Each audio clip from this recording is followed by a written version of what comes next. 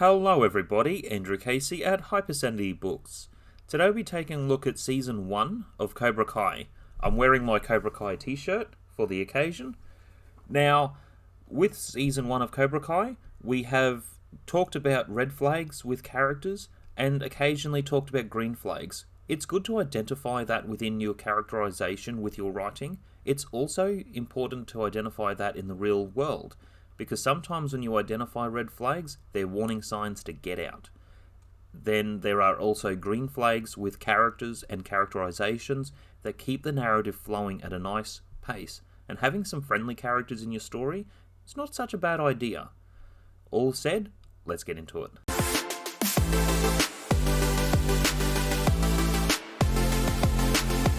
Number 10, One Bad Day. The premise of the story begins with showing how the end of the first movie worked, but shows a little bit of how the martial art competition works. That's important for the story ahead. It also shows the climactic, finish of the first film, which is also important for Season 1, especially building this narrative ahead from another perspective. I like this series a lot because of this other perspective. With the end of the first movie, Johnny Lawrence shows respect, handing Daniel LaRusso the trophy. Not bad enough you took a shit in my powder room. You said that's where I was supposed to go. Yeah, I didn't know you were gonna take a shit. Okay. We'll figure this out, all right? Just quit bitching at me. Oh, no. I didn't call her a bitch. I said she was bitching at me. There's a difference. Now, I would say as an employer, I'd actually be happy with his honesty. With that situation, she's showing red flags because she's purposely difficult to work in with. Red flags ahead also show to keep creating one more bad day after the other, losing his job, and then the bullies, the way they are introduced into the story, picking on Miguel. You want it? Yeah, you can take all that shit. Take that. Yeah. Let's get him!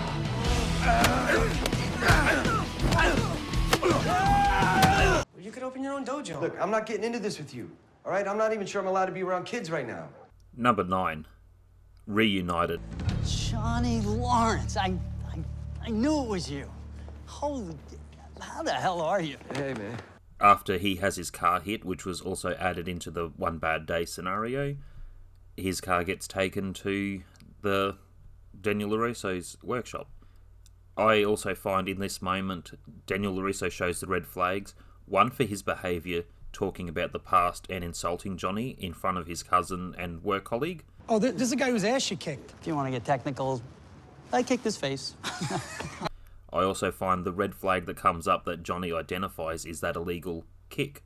Now, in competition, I've entered in competition under being part of Independent before, because I got out of a martial arts group for some other reasons, and going independent into those sorts of competitions already draw red flags to yourself because of not being part of a group. Now, in the Karate Kid movie, Daniel LaRusso, with that point, not knowing the first rules of engagement and Mr. Miyagi encouraging that, that's not also a good thing. That's red flags there because you're a danger to yourself and a danger to other people. All right, what are the rules here? Oh, no. In this moment as well, it shows the reveal that Sam was in the car, his daughter, which was also part of that car accident. Number 8, opening Cobra Kai. I will say this is more green flags from Johnny Lawrence because of his other intentions. Now, the red flags from how he assaulted the other teens, yes, he gets in trouble with the police from that. The situation though, however, how far do certain bullies push it till someone has a certain injury? And there are a lot of issues when you look at what those bullies were doing and someone gets hit to the ground, you can break someone's head, you can break someone's spine. There's also that saying, you kill someone with one punch. So with that situation, I can absolutely understand why Johnny Lawrence intervened. There are consequences for adults intervening. There is also other issues to the red flags of the other bullies' behaviour, which builds up in the story for the seasons ahead. And that's also something to think about with your writing, is how long characters are in the story for. So with Johnny Lawrence, with his green flags, it's working in with Miguel, and his intentions are actually quite good with Miguel. There are other ups and downs along the way, and it just builds into the story down to a level that feels realistic, for Season 1. Number 7, The Mouth. You know that billboard with that big-ass dick on it? I guess Sam takes after her dad. So this character is the mouth of the bullies, and you will find in a lot of situations the one who talks the most is the one that needs to be brought down some pegs. So in a situation, yeah, if Miguel actually beat this person in a fight, it would make the others back off a bit more. So when you hit the mouth or the leader, sometimes the one who has the biggest bark has no bite, but it's a little bit different in this case. This character shows how he's playing victim when he's talking to Daniel LaRusso about how he was attacked, and turns the story around from who he is as a person, not taking any responsibility for his behaviour. Number 6, the guidance counsellor. Because her son was crying after some kids online made fun of his facial deformity. Okay, so when she's talking to the school and everyone in the peers and group about what happened to Eli, basically, that's a red flag. There's no confidentiality held there. It shows later on where Eli's mum actually pushed for that to have that announcement happen, which is not the best thing to do. This escalates a lot more violence to come forward for the Eli character. So he does get pushed. And the red flags for Eli come forward when he goes forward with the change to become Hawk and the bullied becomes the bully. So there are red flags within the Hawk character as well, or Eli, whoever you want to call him. I liked the character, how this character was relevant to the story, but the red flags come from the guidance counsellor. And I find in today with society, you have psychology advice and psychiatric advice conflicting with counselling advice. And I feel there are a lot more red flags in the counselling advice these days. Though her intentions are actually trying to be good, but she doesn't show green flags the way she's going about things. They're red flags, breaking confidentiality between parents and students. Our goal here is to make this school a safe space for all students. Number 5, leaving evidence. Johnny Lawrence uses spray cans to paint the big dick on the face of the billboard. Okay, I found that was quite funny. The other part that was red flags for him was leaving flies behind, and they wondered how a dog could have got up there to lay a turd. So there are red flags shown from Johnny with that part, and that leads to more escalation of the cousin to Daniel LaRusso. And I find he shows red flags with his abruptness. I don't like the character in a lot of ways. However, it's nothing against the actor. It is just the way this character is portrayed. And that helps to create other conflict later on.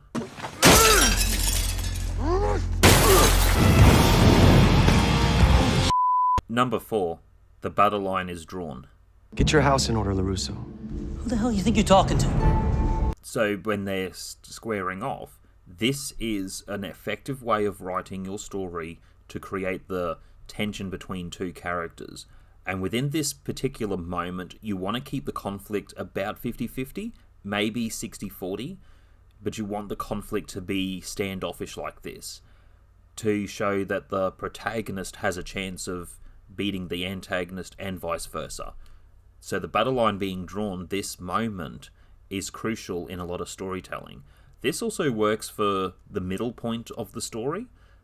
So within a series, or if you like writing from the middle of the book, there is other books and reference tools to go off, but this moment is something to inspire from. Number 3, the LaRusso family. So breaking down the family dynamics, you have Daniel LaRusso, who is the antagonist of the story, being in the conflict with Johnny at different points, being obstructive. With his wife, Amanda, she shows the most green flags in the story, and I know that's already spoiling to this end. A lot of her resolutions and suggestions are valuable advice to pay attention to. All right, listen, I don't know what the hell happened, but I had nothing to do with it. That was my cousin. Big surprise. All you LaRussos are the same. I kind of don't want to get any blood on the patio. So what do you say we try to resolve this over some breakfast instead?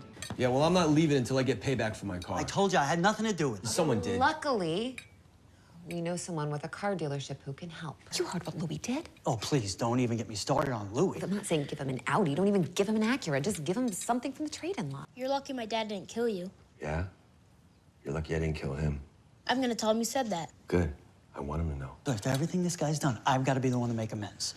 Just give him a car and get him out of your life forever. The daughter shows different red flags, not standing by her friend. Her friend is suffering from other characters like the cheerleader with the red flags that are shown, and the bullying. I don't think White's right. She's a girl. I'm not gonna... And? I thought you said women were equal to men. This isn't a good situation, and I find if this person, his daughter, should be having better friends who are there for the long term, and I feel that's something to think about in your personal life as well as in different stories.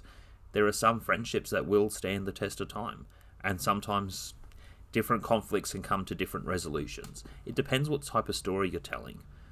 With the son, he also shows that he isn't engaging in any way to make the family unit work. He's very slothish and lazy. So there are a lot of concerns to the upbringing of this child, and it's not completely the parents' fault. The children, and I've talked about this in different subjects, every member of the family have an obligation to make the family unit work. Number 2, unintentional red flags. What the hell, man? Don't you knock? Been knocking for 5 minutes. Guess you couldn't hear me over that trash in your boombox. What the hell's a boombox? So Daniel LaRusso is looking after, within a friendship of Johnny Lawrence's son. Now, Johnny Lawrence's ex-partner, she points out his red flags being giving up on the family in day one, and that can be a reality. So it is hard to redeem from that. With her character, she shows red flags being with man after man after man. With that type of home environment, I have a lot of concerns for this character with what she has done with their child. Now, the unintentional red flag comes from Daniel LaRusso having him at their house. He didn't know that family connection, and sometimes that's something to think about with your writing. There are unintentional red flags that come up with intentional green flags to help people. What's going on? Oh, hey, Johnny, I forgot to tell you, you're not the only one around here with a student. I have a student of my own. What the hell's wrong with you? What the hell's wrong with you, man? Hey, Dad, back off! Dad? Number 1, final thoughts. Thank you for staying to this part of the video. For the most red flags, it would have to be in the adult category, Daniel LaRusso for the most red flags, showing through the narrative. The other character that has the most red flags would be Robbie Keane's mother, in her behaviour having so many different men. She shows a lot of other red flags by the type of lifestyle that she has. The other character for the most green flags in the adult category would be Johnny Lawrence, and the character that has the most green flags would be Amanda LaRusso. She gives a lot of good advice within the story to reduce conflict. She looks at things in a logical way to keep moving forward in life, and I like this character the most throughout the whole series and all of it. She has so many green flags all the way through. For red flags for the children, it would have to be the most would be Sam. She has a lot of red flags with her behaviour. The other character that has the most would be the bully within the group. I forget the character name, I'm sorry. He has a lot of red flags. Now, for the most green flags between children, I would say it would be Alicia. Has a lot of green flags, how she carries on to be a good person. Even after standing up to her bully, she still remains a genuine person. Now, with Miguel, I love this character. The actor is fantastic. I find he has the most green flags. He's very level-headed, learns what he needs to learn to overcome challenges, and that's a part of life. But he shows green flags moving forward for seasons yet to come. Otherwise, that's it for today. Hit like, subscribe, comment. I'll be touching on Season 2 very soon. Otherwise, I'll see you all next time.